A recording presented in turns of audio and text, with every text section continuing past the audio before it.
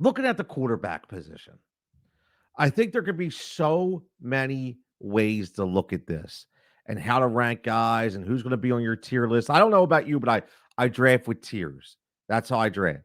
I take my guys and I put them in tier 1, 2, and 3.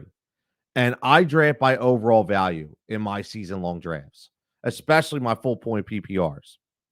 Now, most of the leagues that I'm in, the quarterbacks are a little more valuable because we're talking about five at 1 point per 20. So 5 points for every 100 yards thrown and 6 for a touchdown, not 4. So it makes them very valuable.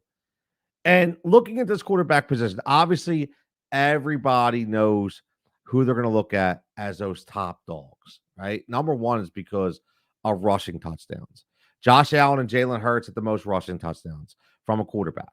And you're always going to factor that in. But you have to look at this year in Philadelphia a little differently.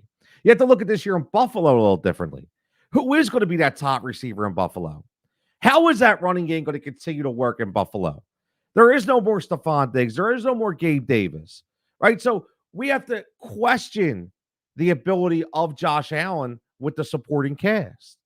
Then we have to look at Philadelphia and say, I'm not questioning Jalen Hurts' ability, but you bring a guy in like Saquon Barkley that I honestly feel that that's protection for Jalen Hurts.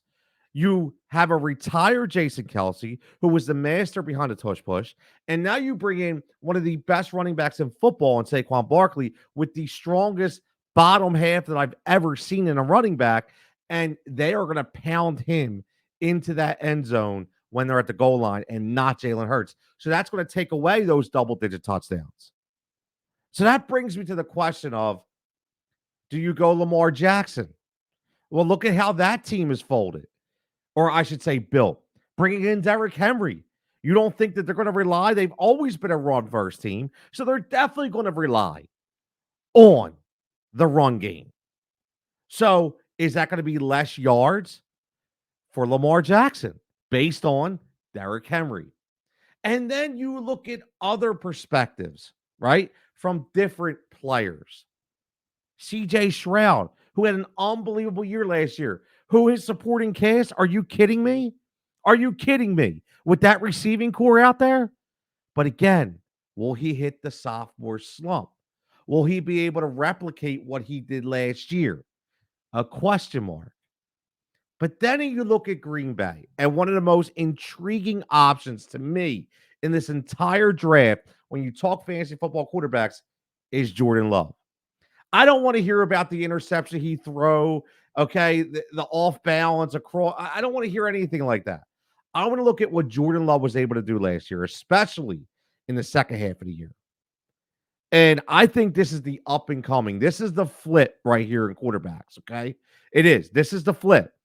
Okay? There's to me, it's looking at a down class of guys like a Joe Burrow, right? Who's not going to be that elite anymore. It's just not. And I think Jordan Love moves up and has every opportunity to be a top 3 fantasy quarterback this year. Every opportunity. You look at what's going on in Dallas right now. That team is falling apart, losing their left tackle, losing their center. CeeDee Lamb's not happy, right? We all know that they're going to hit a wall. We know they're bringing Zeke back to hope, reform the nucleus. It's not going to happen. So you have to start looking in other areas. You have to start looking at other quarterbacks and think about it, right? Think about it. Jordan Love showed a command last year in that offense that we have not seen in a very long time. He took risks, but he was very careful with the ball, except, yes, for that throw. I get it, but he was just trying to do what he could. So that Green Bay team, look out. Look out for Jordan Love.